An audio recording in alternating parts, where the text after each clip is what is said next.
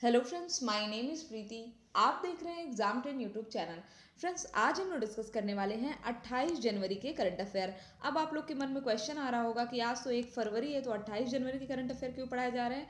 क्योंकि 28 से लेकर के 30 जनवरी तक के करंट अफेयर अभी हम लोगों ने नहीं पढ़ा है। उस टाइम कुछ प्रॉब्लम की वजह से मैंने वीडियो नहीं अपलोड किया था, इस वजह से इन सभी क्वेश्चंस को हम लोग कवर करेंगे। तो शुरू करते हैं। शुरू करने से पहले मैं चाहूँगी कि जिन लोगों ने चैनल को सब्सक्राइब नहीं किया है वो चैनल को सब्सक्राइब कर लें और बेल आइकन पर जरूर क्लिक करें, जिससे कि किसी भी वीडियो की नोटिफिकेशन उन्हें जल्दी मिले। तो आइए शुरू करते हैं हम लोग टॉपिक को। पहला क्वेश्चन हमारा कि विश्व एकीकृत औषधि फोरम का आयोजन किया गया है। हमारा आंसर जो होगा वो होगा गोवा। जो हमारा विश्व एकीकृत औषधि फोरम का आयोजन गोवा में किया गया है। और जैसा कि इसके नाम के आगे विश्व लगा है, तो आप सभी को पता होगा कि ये इंटरनेशनल लेवल का एक फोरम है, जो कि इसमें 21 देश ने पार्टिसिपेट किया है। यह कब से कब तक हुआ है? तो 23 से लेकर के 25 जनवरी के बीच में हुआ है। और इसकी थीम रखी गई है वैश्विक सहयोग को आगे बढ़ाना। इसका थीम क्या है? वैश्विक सहयोग को आगे बढ़ाना। अगला क्वेश्चन हमारा कि 2019 के पद्म पुरस्कारों की घोषणा हो चुकी है। तो कितने लोगों को पद्म भूषण और पद्मश्री अवार्ड दिया गया है? अवार्ड के बारे में हम लोगों ने पढ़ा है कि भारत का जो सर्वोच्च नागरिक सम्मान है वो है भारत रत्न, जिसके बारे में हम लोगों ने पढ़ लिया कि भारत रत्न की घोषणा और जितने भी पद्म पुरस्कार है इन सभी की घोषणा 26 जनवरी को हुई, जिस दिन हम लोग गणतंत्र दिवस के रूप में मनाते हैं। अच्छा, यहाँ से एक और इम्पोर्टेंट क्वेश्चन बन सकता है कि गणतंत्र दिवस के मुख्य अतिथि कौन थे 2019 में? तो मुख्य अतिथि हैं सिरिल रामफोसा, जो कि दक्षिण अफ्रीका के राष्ट्रपति हैं। और इसी दिन भारत रत्न और पद्म पुरस्कारों की घोषणा हुई। थोड़ी सी चर्चा कर लेते हैं इनसे रिलेटेड। भारत रत्न की बात करें तो भारत रत्न हर साल मैक्सिमम 3 लोगों को दिया जा सकता है, जो कि इस बार दिया गया हमारे पूर्व राष्ट्रपति प्रणब मुखर्जी, भूपेंद्र हजारिका और नानाजी देशमुख। इसमें से नानाजी देशमुख और भूपेंद्र हजारिका इन दोनों को मरणोपरांत दिया गया है। तो अगर आपको पूरा डिटेल में नॉलेज चाहिए तो आप लोग लेटेस्ट करंट अफेयर की प्लेलिस्ट में जाइए, वहाँ पे आपको भारत रत्न डिटेल से पढ़ाया गया है। बाकी अब अगर हम लोग बात करें पद्म पुरस्कारों की, तो देखिए सेकंड नंबर पे हमारा जो आता है पद्म विभूषण, ये हमारे भारत का दूसरा सर्वोच्च नागरिक सम्मान है।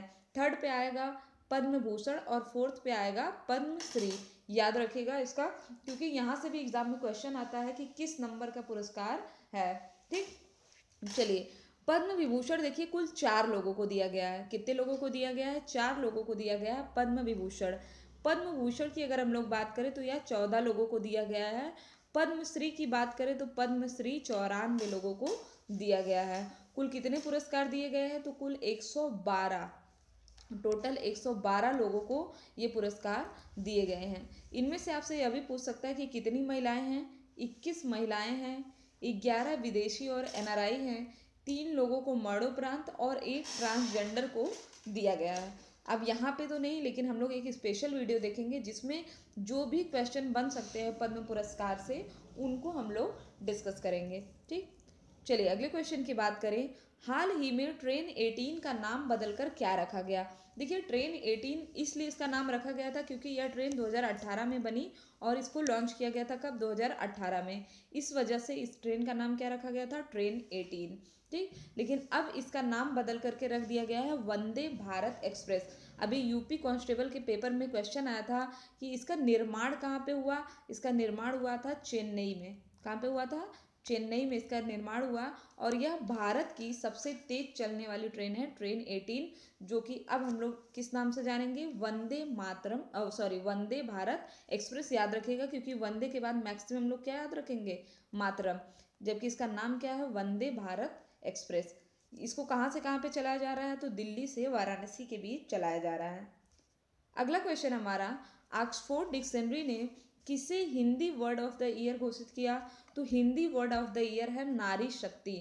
कैसे घोषित करते हैं? देखिए जो भी वर्ड बहुत ही ज़्यादा चर्चित रहते हैं उनको वर्ड ऑफ द ईयर घोषित कर दिया जाता है। जैसे अगर हम लोग बात करें कि इस बार ऑक्सफोर्ड डिक्शनरी ने वर्ड ऑफ द ईयर किसे घोषित किया था, तो टॉक्सिक को। सबसे ज़्यादा कौन? जहरीला। टॉक्सिक की हिंदी क्या होती है? जहरीला। पता चला कहीं वायु प्रदूषण है तो कभी नदियाँ प्रदूषित है, ठीक है।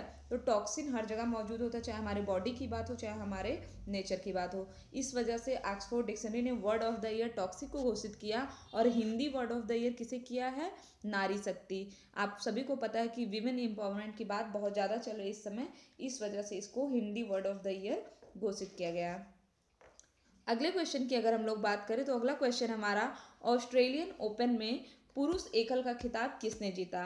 अब ये है क्या ऑस्ट्रेलियन ओपन? वैसे तो मैं इसके बारे में आपको डिटेल में एक वीडियो बना के प्रोवाइड करने वाली हूँ जल्दी 1-2 दिन में, लेकिन फिर भी यहाँ पे थोड़ा सा जान लेते हैं। देखिए ये सब क्या है, ये सब ग्रैंड स्लैम टूर्नामेंट है।